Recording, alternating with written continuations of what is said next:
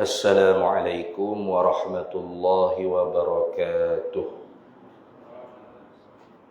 Bismillah, alhamdulillah, wasyukru lillah ala ni'matillah, wa la hawla wa la quwwata illa billah, wassalatu wassalamu ala sayyidina rasulillah, sayyidina Muhammad ibn Abdillah, wa ala alihi wa ashabihi wa man tabi'a sunnatahu wa jama'atahu min yawmina hadha ila yawmil ba'thi wan nahdah.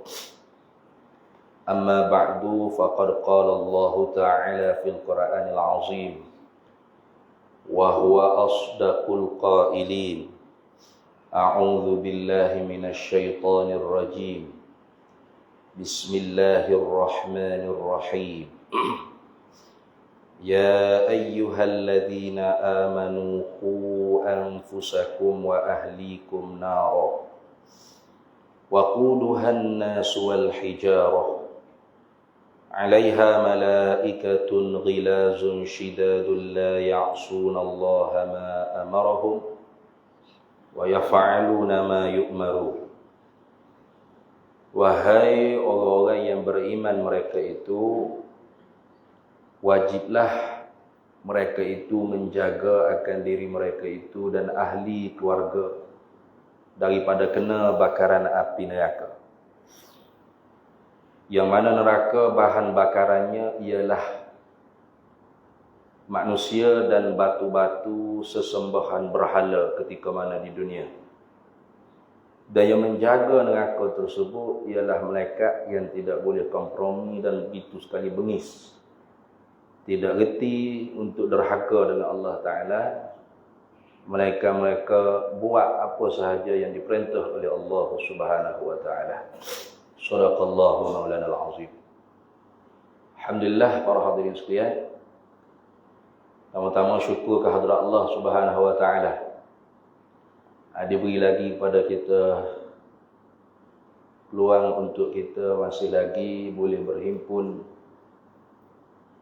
pada hari Jumaat, Sayyidul Ayyam, penghulu segala hari, sebagai latihan sebelum kita ditiup sangkakala yang kedua, bangkit serentak beramai-ramai untuk dihasyar, dihimpun fi sa'idin wahidin, pada satu dataran yang satu, sekalian manusia dihimpun untuk dihisab, dihitung segala amal dan ditegakkan keadilan di atas mizan Allah Subhanahu Wa Ta'ala, dan diputuskan hukuman daripada Allah, sama ada ahli syurga masuk syurga dan ahli neraka wal'iyadzubillah min zalik dihumbang oleh Allah Ta'ala ke dalam neraka.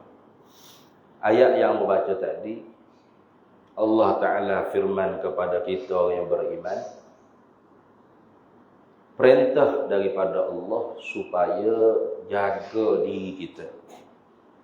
Pertama-tamanya jaga diri kita dulu. Qu anfusakum. Qu ay wiqayah, artinya pelihara, jaga. Kemudian tak cukup dengan diri kita, wa ahlikum, dan ahli keluarga kamu. Yang ini termasuk isteri, anak-anak dan adik-beradik, qarabah, kekeluargaan kita. Jaga daripada apa? Bukan jaga daripada lapar, bukan jaga daripada melarat, bukan jaga daripada susah di dunia. Karena perkara-perkara tersebut sudah Allah Ta'ala jamin. Ma min dabbatin fil ardi illa 'ala Allahi rizquha. Tidak ada suatu pun yang melata di atas permukaan bumi ini melainkan Allah sudah jamin rezeki baginya. Yang diperintah oleh Allah Ta'ala kepada kita orang mukmin supaya jaga diri kita dan keluarga kita ialah daripada kena bakaran api neraka. Qu anfusakum wa ahlikum nara. Para sahabat radhiyallahu ta'ala anhum ajma'in,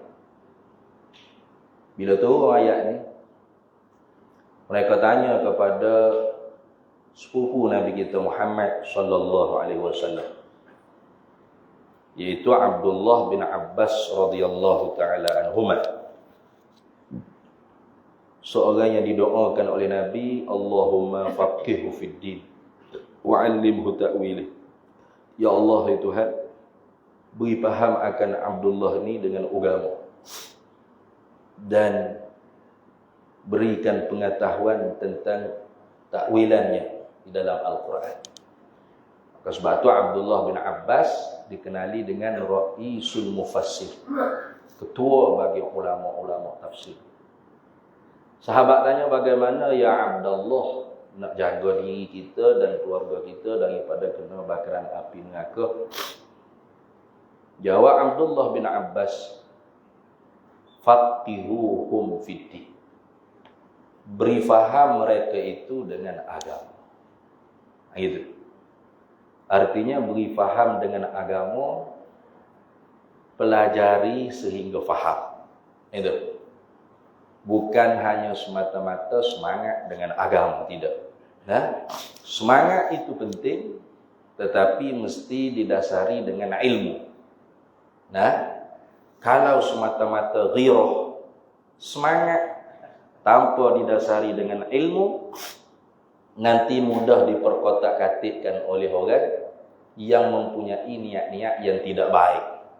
Sebagaimana kata Imam Ibn Rushdi, idza aradta an tatahakkama ala jahili, apabila engkau nak menguasai di atas orang yang bodoh tetapi mempunyai ghirah, semangat yang sangat tinggi, maka bagaimana kamu nak buat bila seorang itu tak mengaji, tak belajar, tapi semangatnya pada agama tinggi? Bagus, semangat itu sudah bagus. Tetapi kalau tidak belajar, tidak didasari dengan ilmu, maka emosinya membuat-buat hingga menenggelamkan akal.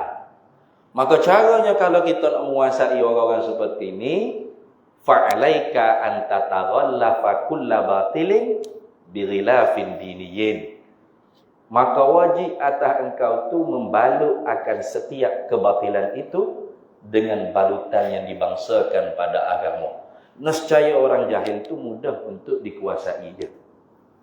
Maka kerana itu wajib di atas diri kita dan wajib atas kita menjaga keluarga kita daripada kena bakaran api neraka, dengan makna kita kena memberi faham kepada diri kita dan keluarga kita apa itu agama. Maka tak dapat hidup. Nah, kena heret anak bini ratik mari ke masjid surau. Karena tempat belajar untuk kita orang muslimin, muslimat secara gratis, free. Tidak lain masjid surau kita lah. Nah, yang setiap malamnya ada kuliah-kuliah maghrib. Yang patut kuliah maghrib itu diisi dengan pengajian-pengajian agama yang membentuk kefahaman agama yang benar. Maksudnya lengkap kefarduan agama yang diajar. Ilmu tauhidnya, ilmu fiqhnya, ilmu tasawufnya, ilmu tafsir dan hadisnya, sirah an-nabawiyahnya. Ini paling kurang. Nah, barulah kefahaman agama kita dan keluarga kita insya-Allah benar. Adakah dengan faham sahaja tu cukup? Tidak lagi. Mesti kefahaman kita tu kita amalkan. Itu.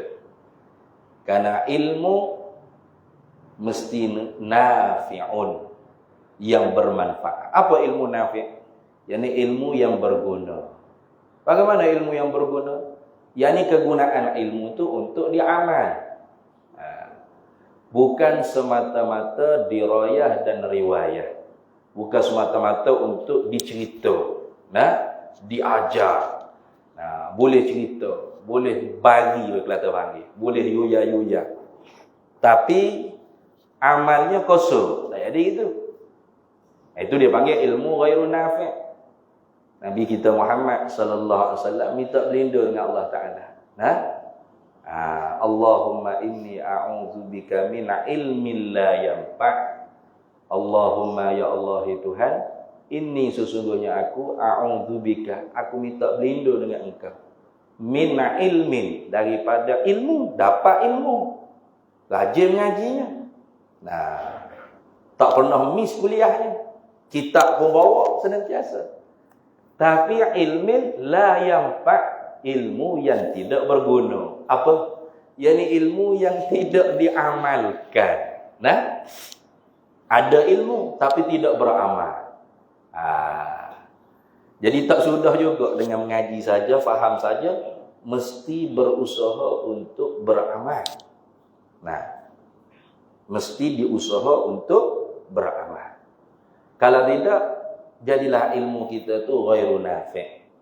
Bimbang lagi takut menyalahi dengan ilmu pula. Amal kita tu berlawanan, muqabalah pula dengan ilmu kita. Tahu kata semaya ni wajib, tahu semaya. Apa berat tu?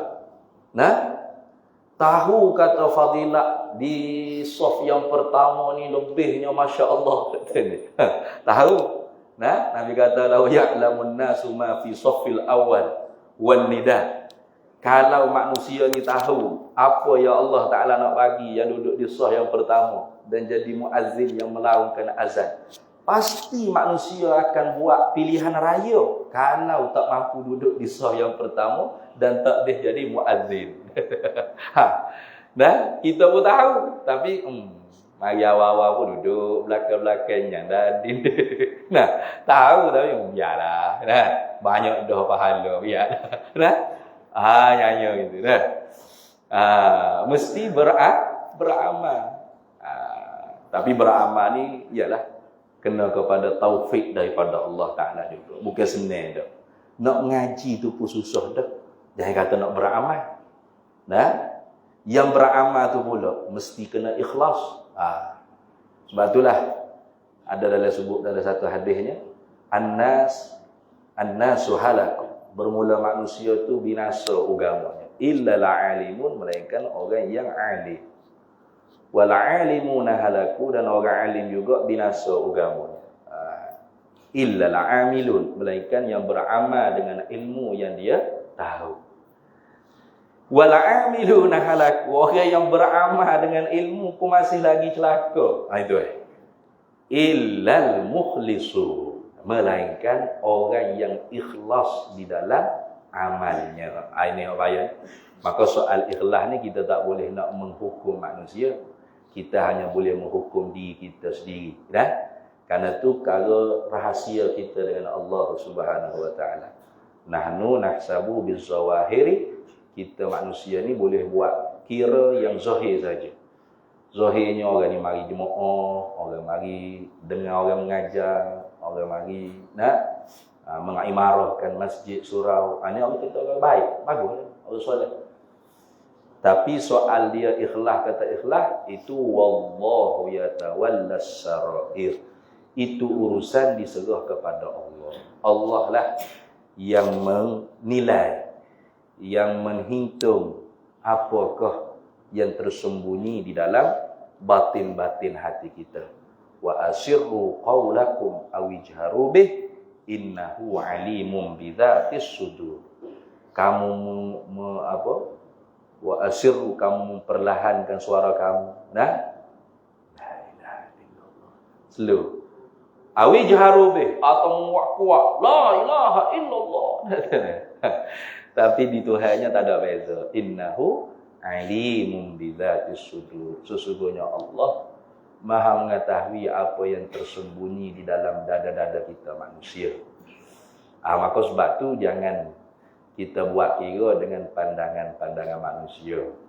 Karena manusia tu tak dapat bagi apa-apa manfaat dan mudarat untuk kita. Bahkan kerugianlah kita apabila kita beramal dengan amalan akhirat tapi mengharap habuan dunia, mengharap pandangan manusia, pujian manusia, ibu jari manusia, mengharapkan semuanya manusia.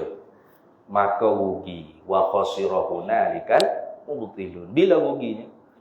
Bila sampai roh di halkum, maka terhijab, tersingkap hijab, nampak perkara yang hakikat. Idza balagatil hulqum wa antum hina idzin tanzurun.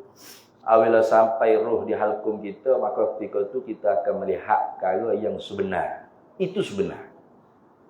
Mana perkara yang sebenar? Mati itu sebenar. Nah, alam barzakh itu sebenar. Syurga neraka itu sebenar.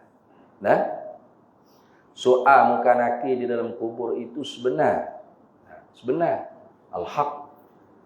Tapi sekarang ini kita tak menghadapi. Sebab tu kita tak berusaha sungguh-sungguh perkara itu. Nah, tapi kalau kita yakin itu sebenar, maka hidup kita ni kita usaha untuk perkara tersebut. Untuk perkara yang sebenar. Nah, kalau hak tak sebenar ni, sampingan-sampingan saja. Nah, mana hak tak sebenar? Dunia ni tidak sebenar. Harta dunia tidak sebenar. Pangkat dunia tidak sebenar. Pujian manusia tidak sebenar. Tidak sebenar maksudnya apa? Akan sirna. Akan binasa. Akan fana. Bahkan sedikit saja. Nah, kalau orang puji, berapa orang puji? Nah, itu pun puji itu sampai bila-bila ke? Tidak juga. Nah, pasti ada yang mencela. Hatta sahabat Nabi kita Muhammad sallallahu alaihi wasallam, Habibullah, kekasih Allah, afdalul makhluk alal itlaq. Selebih-lebih makhluk secara itlaq ni tak kira dengan arash, dengan qalam, dengan luh, dengan syurga, dengan neraka. Nabi kita Muhammad sallallahu alaihi wasallam makhluk yang paling utama. Itu pun masih lagi ada yang mengkhianatinya, yang mencaci maki baginda sallallahu alaihi wasallam. Nah, jadi maka sebab tu kalau kita buat kira dengan perkara yang tak sebenar, rugi kita. Allah Subhanahu wa taala firman, "Qul," katakanlah hai Nabi Muhammad sallallahu alaihi wasallam.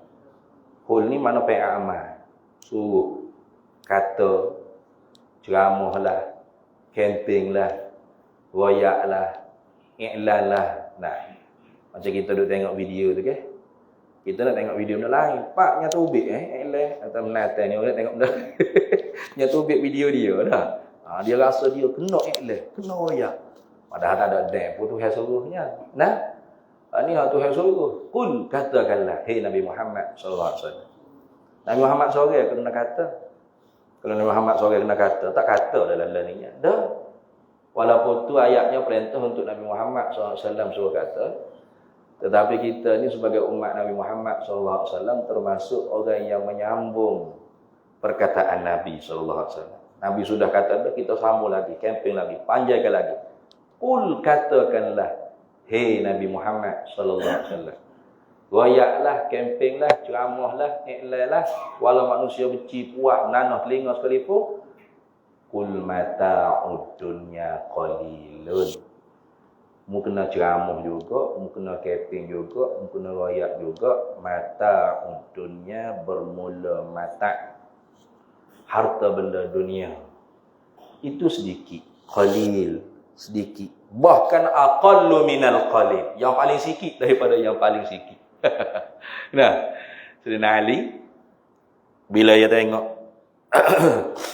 tentera Islam yang duduk di Bukit Uhud, tiba-tibanya gelepar. Harta ghanimah di bawah sana tu sudah ditinggal oleh Khalid Al-Walid yang sebelum itu belum masuk Islam lagi, lari. Padahal strategi dia lari buat kukak. Maka hok duk jaga atas Bukit Uhud ni turun dah weh. Nak berebut harta ghanimah, kalau tak ada kita tak dapat, saja kita. Maka bila turun, mari Khalid Al-Walid ke belakang, serai hendak pula ke belakang. Maka berapa orang Islam dia kata. Nabi kita Muhammad SAW pun cabut gigi. Nak ayat teruk tak teruk masa tu. Kenapa? Kerana dibala dengan hubbud dunia sekejap. Nah, maka kata Sayyidina Ali, hiyad dunya aqallu minal qalili. Itulah dunia, benda yang paling sikit daripada benda yang paling sedikit. Tu boleh kata dunia. Tu. Lagu mana? Apa tu? Pak kalah kita tu. Wa ashiquha adallu minadh-dhalili. Orang yang asyik masuk dengan dunia lebih hina daripada binatang yang hina. Mari surah juga tapi bukan nak jemaah. Sebab nak ambil duit dengan Haji Nordin. Ada bantuan. Tak jadilah gitu. Marilah jemaah kata. Nah, mari dengar orang mengajar kata. Nah, mari imarah surah kita kata. Ada bantuan sikit sebanyak kita ambil. Alhamdulillah. Kalau tak ada agak kita sabar. Nah, pahala belaka-belaka. Rugilah kita kalau kita duk tupu pada dunia. Nah, orang yang kasih masuk asyik dengan dunia tu lebih hina daripada binatang yang hina. Gapo dia binatang yang hina? Bewok tak berapa nak hina mana? Kera ada beda juga. Wak naik pokoknya. Nah. Binatang yang hina ni tak ada lain tak ada bukan al-kilabu wal khinziru. Nah, sebut ke Arab baru nampak juru sikit. Nah. Kalau sebut ke Melayu asal baikin sangat. Nah. Itulah binatang yang hina. Jadi teruk lagi daripada tu. Ada. Sebab anjing dengan babi ni dia tak ada gapo, dia binatang makhluk Allah Taala. Hak celaka, hak bahagia, hak dosa, hak menangguh hukum ni kita manusia. Nah. Cuma kita duk cakap aja babi ni haram, anjing ni haram. Kita cakap lagu tu babi dengan anjing tak haram. Oh, apa tak haram? Nak haram apa dia bukan mukallaf. Nah. Kita kata anjing babi ni haram. Kejut babi dengar Saya pula haram dekat ni. Saya bukan mukallaf. Hak haram tu mu makan aku dekat ni. Manusia tu hak haram. Kita ni banyak cakap rekah-rekah macam mana tak apalah. Nah. Macam juga anak haram. Anak tu tak haram, mokok dia tu. Celaka kijaran. Nah, anak haram tak ada anak haram. Anak tu halal, tak ada apa-apa anak tu. Dilahirkan ke dunia. Diuji oleh Allah Ta'ala. Dengan tidak sah darahnya. Hak haram tu mokok dia tu. Orang tua dia buat kerja haram. Patutnya panggil mokok haram. Tapi tak panggil mokok anak pula hak menanggung. Nyaya ke anak. Anak haram ni. La ilaha illallah. Nah, tak apalah. Hijau buat kita tu fi'lul mukallafin. Itu yang menanggung hukum kita. Bukan anjing babi tu. Maka sebab tu lebih teruk daripada binatang yang hina. Qul mata'ud dunya qalil. Katakanlah kemping kelahi Nabi Muhammad sallallahu alaihi wasallam. Mata'un qalil. Mata'ud dunya qalil. Mata benda dunia ni qalil, sedikit. Bahkan kenapa dinamakan dunia tu dunia. Disebut dalam kitabnya yusamma li'anna dunya daniyun. Kerana dunia tu daniyun, hina. Sebab tu dipanggil dunia. Kerana hinanya dia. Tapi hak hina ni lah kita rasa mulia. Rasa sangat berharga. Hak berharga sebenarnya apa? Wal akhiratu khairul limanittaqa wala tuzlamuna fatila. Itu Al-Quran sebut. Qul mata'ud dunya qalilun wal akhiratu limanittaqa wala tuzlamuna fatila, kama qala Allah. Dan akhirat itu bagi mereka yang bertakwa kepada Allah. Bagaimana nak bertakwa? Kalau tanpa ilmu, ke takwa itu maknanya imtithalu awamirihi wa ijtinabun nawahi. Buat apa yang disuruh oleh Allah, tinggal apa yang ditegah oleh Allah. Bagaimana kita nak buat apa yang disuruh oleh Allah dan tinggal apa yang ditegah oleh Allah tanpa ilmu? Maka sebab itulah kemuliaan ilmu, syaraful ilmu, kemuliaan ilmu itu syaraful wasail. Kemuliaan anak tangga, perantaraan, wasilah untuk mencapai syaraful haqiqiyyu, yakni syarafut taqwa, mencapai kemuliaan takwa. Itu kan? Allah kata sebut inna akramakum 'indallahi atqakum. Sesungguhnya yang paling mulia di kalangan kamu di sisi Allah yang paling bertakwa. Bagaimana yang paling bertakwa? Masya Allah takwanya saya gitu kan? Bukan. Fala tuzakku anfusakum huwa a'lamu biman ittaqa. Jangan kamu kata kamu yang paling bertakwa, jangan. Sebab Allah yang Maha mengetahui siapa yang paling bertakwa, itu Allah yang Maha mengetahui. Tapi kalau orang itu bertakwa, maka dialah orang yang paling mulia di sisi Allah. Dan itulah syaraful hakiki, kemuliaan yang sebenar.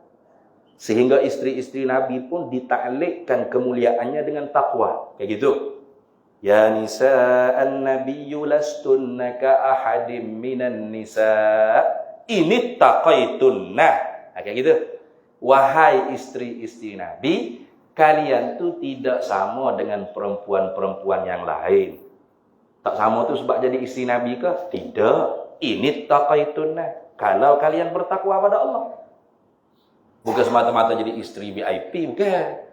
Nah, kalau jadi istri VIP tapi tidak mengikut tata karma VIP, maka tidak VIP dia. Tengok istri Nabi Nuh, Nabi Lut. Daraballahu mathalan lilladzina kafaru imra'atan Nuhin wa imra'atan Lut. Tuhan buat contoh dengan istri Nabi Nuh, Nabi Lut yang kafir kedua-duanya. Istri Nabi juga, tapi kafir. Tak kanata tahta abdaini min ibadina salihat. Mereka tu duduk di bawah hamba yang soleh. Siapa? Nabi Nuh, Nabi Lut. Bukan soleh biasa-biasa, bukan untuk bakap biasa. Nabi mursali. Pangkat kerasulah, tak boleh diusaha. Tapi fakhanatahuma falam yughniya anhuma minallahi syai'a wa qila dukhulan nar ma'ad dakhili. Itu karena khianat mereka kepada suami masing-masing, tidak taat ajaran suami masing-masing, maka dikatakan pada mereka, masuklah kalian berdua ke dalam neraka bersama penghuni-penghuni neraka. Akhirnya itu. Maka kemuliaan itu ialah dengan takwa. Bagaimana takwa? Fala takhda'na bil qaul fayatma'al ladzina fi qulubihim marad wa qarna fi buyutikunna wa la tabarrajna tabarrujal jahiliyatil ula wa aqimnas salata wa atina zakata wa ata'na Allah wa rasulah.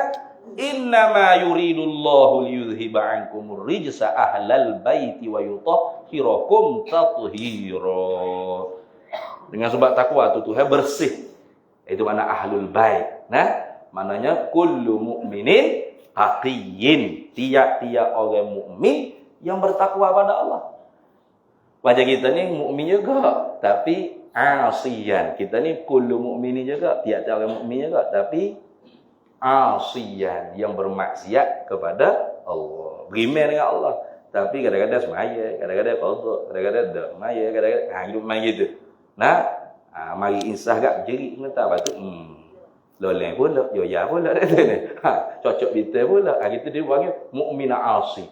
Maka sebab tu kita kena bersuhbah. Nah, kunu ma'as sadiqin wattaqullah wa yu'allimukumullah. Kamu bertakwa kepada Allah, maka Allah akan mengajari kamu.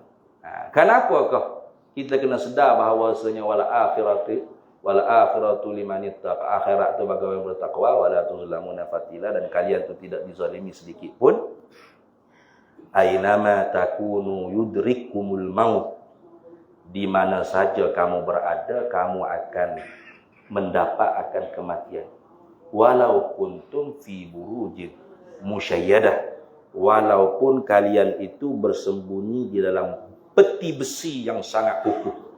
Nak lari ke mati tak boleh. Nah, tak akan boleh lari daripada kematian. Pasti mati itu akan berjumpa dengan kita. Maka sebab tu di dalam kitab Al-Mawa'izul Al-Ahadis Al-Qudusiyah, Imam Ghazali dia buat mari beberapa hadis kursi yang bunyinya Allah Ta'ala firman. Yang hadis kursi ni maknanya lafaz daripada Nabi SAW, tetapi maknanya daripada Allah Subhanahu Wa Ta'ala gitu. Allah Ta'ala firman, ajibtu liman ayqana bil qabri. Ajibtu, hairan aku, tercengang aku. Mana muka Tuhan pun kejut bukan gitu maknanya. Dia panggil bahasa Tuhan guna dah. Ajibtu liman ayqana bil qabri. Hairan aku dengan mereka yang yakin dengan kubur. Kaifa yadhhak? Betapa dia boleh lagi suka, ketawa, hoha-hoha. Macam kita kan? Kita kan yakin kubur, tapi kita suka lagi. Wa ajibtu liman ayqana bil hisabi, dan hairan aku dengan mereka yang yakin bahwasanya akan dihitung segala perbuatan di dunia. Kaifa yajma'ul mala, betapa dia bersungguh-sungguh menghimpun akan harta. Wa ajibtu liman ayqana bil akhirati. Nah, dan hairan aku, kata Tuhan, bagi mereka yang yakin dengan hari akhirat itu ada. Kaifa yastarihu fid dunya, betapa dia menuntuti kesenang-lenangan dia di dalam dunia. Nah, wa ajibtu liman ayqana li fana'id dunya. Nah, kaifa yatma'inna ilaiha, dan hairan aku dengan mereka, kata Allah, yang yakin bahawasanya dunia ni akan fana, binasa, hilang, tetapi betapa dia bertenang hatinya, tenang dia hatinya kepada dunia dan tidak memikir dia kepada akhirat. Ini beberapa hadis-hadis kursi begini. Elok benar kita ambil pengajaran. Sebab tu saya sok mau sebut tanah perkuburan orang Islam, signboard kita tu kita kena tukar. Sebab sebut tanah perkuburan ni kita duk rasa bukan tempat kita. Untuk orang mati, lambat lagi mati. Bila tahu dah ni. Tu sedap duk perih motor, duk start kereta pergi mari tak sila ke sorak. Sorak duk panggil Allah Akbar, Allah Akbar. Waktu pergi pun bocah tu. Wadak cara dia. Kalau bayar mati tu baru siapa sorak. Ada ni Haji Nordin jom mandi. Jadi molek kalau ada tanah perkuburan ni tukar signboard, tulis rumah masa depan kita bersama orang Islam. Tulis gitu. Mesyuarat molek dengan JKK ke AJK ke apa tu ni, tukar signboard lagu tu. Sebab tulis tanah perkuburan ni tak berasa dalam perut kita dah je. Tanah perkuburan. Aku lambat lagi nak mati dia sini. Cabut tu. Kamu roh je signboard ni. Apa ya ya? Tukar. Tulis rumah masa depan kita bersama orang Islam. Tu kan nak pergi hijau lalu litas situ. Slow sikit surah-surah bila. Kan? Baru masuk rumah masa depan. Rumah kita ingat rumah kita ni lah. Rumah teres, rumah semedi, rumah banglo hak ni masa depan. Tidak duk masa depan. Masa depan juga boleh sekerak nyawa tu kan mati, bini anak. Jadi harta saka pula dah. Jadi waris pula. Saka anak cucu cicit ciak. Tak bawa dengan rumah-rumah banglo masuk dalam kubur. Kata ni. Hak rumah masa depan sungguh hak tu hak sebenar. Ambo cerita tu sebabnya masa dulu pernah pergi syuting di Bukit Bromo. Gunung Bromo, tempat gunung berapi di Surabaya. Jadi naik tengah pagi tu tak nampak lagi signboard. Naik tengah malam nak tengok matahari terbit. Turun pagi esok ni makan kedai tu. Kedai tu duduk depan sebelah jalan tu kubur. Pintu gerbang besar itu tulis. Itu pintu gerbang besar maksudnya masuk kampung. Itu tulis pintu gerbang tu rumah masa depan bersama.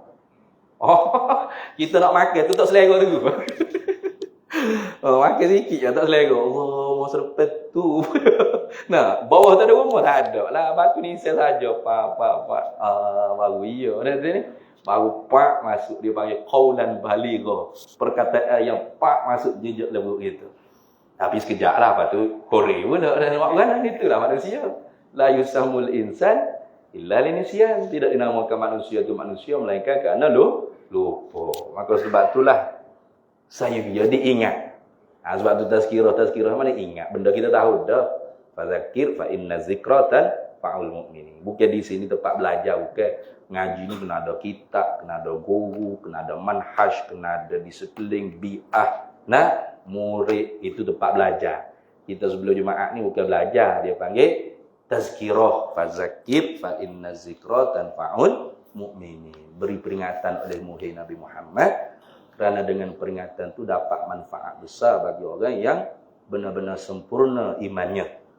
Jadi kalau orang tu iman dia tak sempurna, dia rasa Apa dak ayak benda tolong mati semua. Tak ada ide-ide ke mana tak. Dah lah matilah tempat hak sebenar kita nak tuju. Dah. Kalau umur dia tu 90 tahun lebih sekali pun. Pemah hadis 95 tahun, 95 tahun sekali pun. Bukan semakin panjang umur, semakin pendek. Kita ni bukan semakin panjang umur, tapi semakin pendek. Bahkan mati itu semakin menghampiri. Yudrikumul mautu, mendapat akan kalian oleh mati. Mati itu mendatangi kita. Kayak gitu. Kalau gitu kullu atin qaribun. Tiap-tiap yang mendatangi itu semakin dekat. Macam orang nak mari rumah kita, semakin dekat lah. Siapa mana dah tu? Siapa dah ni? Nah, gombok dah ni. Tak lama dah tu gombok. Dah setengah jam kot. Siapa mana dah tu? Masuk Syahlan dah ni. Dekat dah tu. Nah, Syekh 20 ni. Kau dekat. Bukan siapa mana tu? Siapa Syahlan? Wano kat ngadu aje dah Syahlan. Kau tu makan walasak bang. Sesak, dia tak ada gitu dah. Dia mati ni tak sesak. Iza jaa ajaluhum la tastakhiruna sa'atan wala tastaqdimun. Bila sampai sampai tempoh dia, siapa tak lewat, tak cepat, walau satu saat, tepat.